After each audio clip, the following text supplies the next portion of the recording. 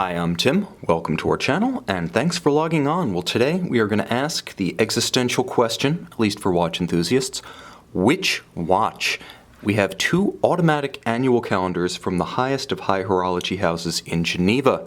I give you the Patek Philippe 5146G, note the Tiffany dial, and the f.p.journe Octa Calendrier. Now, both of these watches are automatic winding annual calendars built only a few minutes apart in the same great city of high horology. Now, each one of them has a different take on the modern luxury wristwatch, both in terms of look and watchmaking architecture. You'll note right off the bat, brass rhodium plated versus 18 karat rose gold, in each case featuring a winding rotor atop a very traditionally finished movement. So let's talk about the bare essentials.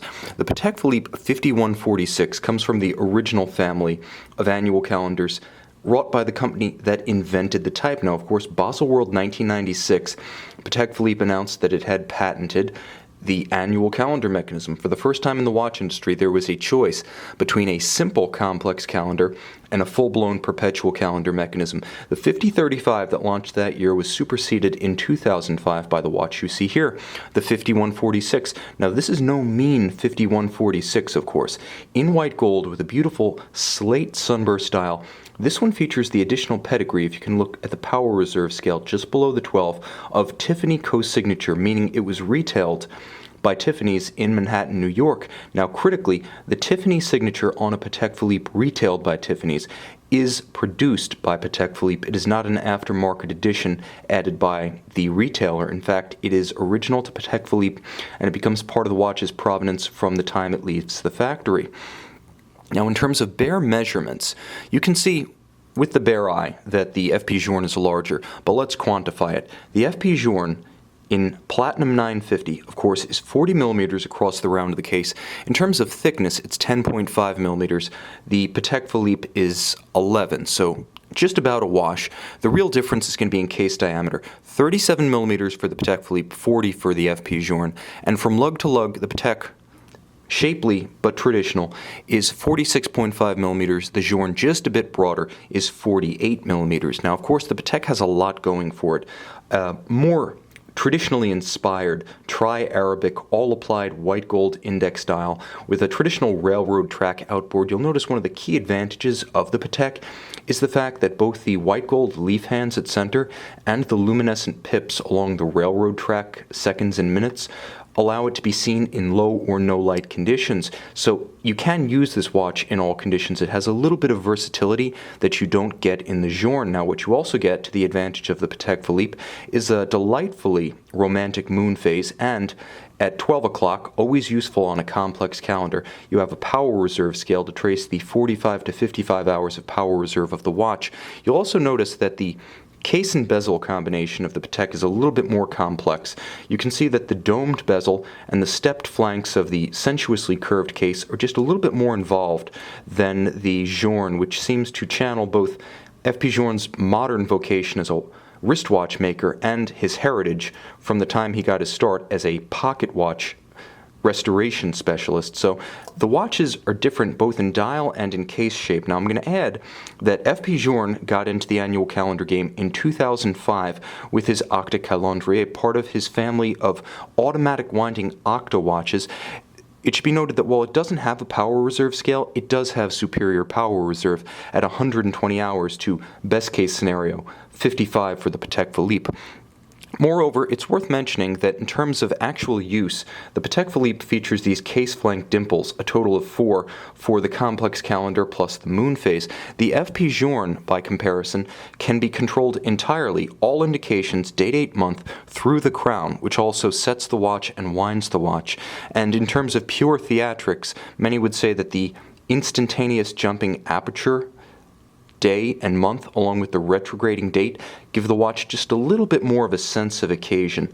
Now, in terms of actual movements, let's take a look at what sets these two apart. Now, clearly, as I mentioned right off the bat, there's no disguising the fact that right down to the materials used, these are very different calibers. The Patek Philippe is the image of traditionalism. You can see the gorgeous Geneva waves circular across the winding mass, and you can see linear across the bridges. This one is one of the newer additions to the Patek Philippe family, featuring both the Patek Philippe seal, featured since approximately mid-2009, as well as the use of the silicon Spiromax hairspring, which makes the watch effectively amagnetic, in service since approximately 2013.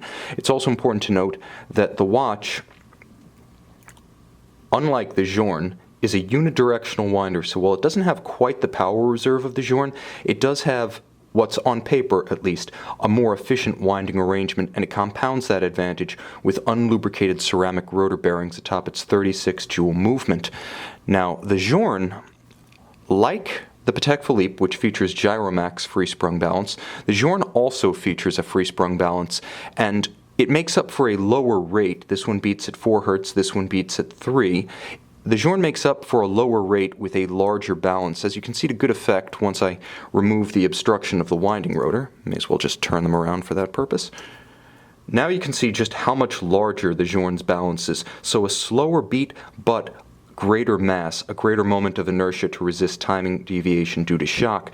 The Journe is also different because you can see, obviously, it has a 18 karat rose gold movement and a unique contrast in finish, with the bridges opened up more dramatically around the balance cock to reveal the tight and even engine-turned perlage across the base plate. Now, the Patek has that too, but it isn't shown to such advantage. Moreover, the finish, the guilloche barleycorn pattern on the winding rotor of the f.p.journe, is more distinctive and intricate than that on the Patek Philippe.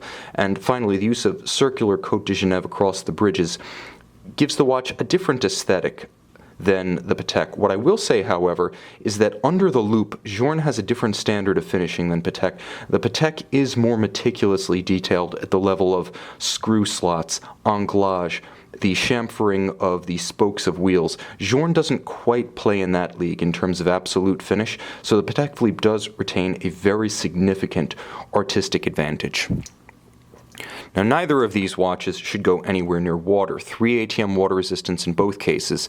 However, if you do want to look for other advantages and value at the margins, consider the Patek Philippe's use of a full gold deployant versus, even if it is platinum, a pin buckle for the Journe. Patek is giving you more precious metal, and they're also giving you a more substantial mechanism. This is not a watch you're going to drop accidentally when you're taking it off or donning it. However, I will mention that both brands do equip their watches with convenient pull tabs at the base of the strap. So they have pull tab spring bars, so you can easily remove the straps for cleaning of the case, or should you simply want to swap straps. One element that Journe does that I prefer to Patek Philippe is the use of alligator leather on the top and bottom of the strap. It doesn't make the strap feel more severe on the wrist, but it is much tougher than the calf underlays that Patek Philippe uses, so there's a little bit more longevity built into this strap. Now, if you have the smaller wrist, you're going to prefer the smaller case of the Patek. If you're a traditionalist, you're going to prefer the Patek. If you prefer movement finish at the absolute highest level and you love the romance of a moon phase, as well as the utility of a power reserve scale, then you're going to want the Patek. For all others, if you're looking for mechanical sophistication, power reserve, innovation, exclusivity, perhaps Journe producing 900 per year of all models versus approximately 50,000 for Patek Philippe, will catch your fancy. Now, the Patek does even the score a little bit, as far fewer of the 5146s built have the Tiffany dial in relation to the total number constructed, but in any case, you're still going to find the Journe far more exclusive, as there are many Patek Philippe watches and many Patek Philippe 5146s in circulation. Neither one of these watches will disappoint. Each one is an absolute work of art. Each one represents the best its manufacturer can provide, and each one will be more than welcome at your latest Red Bar meet.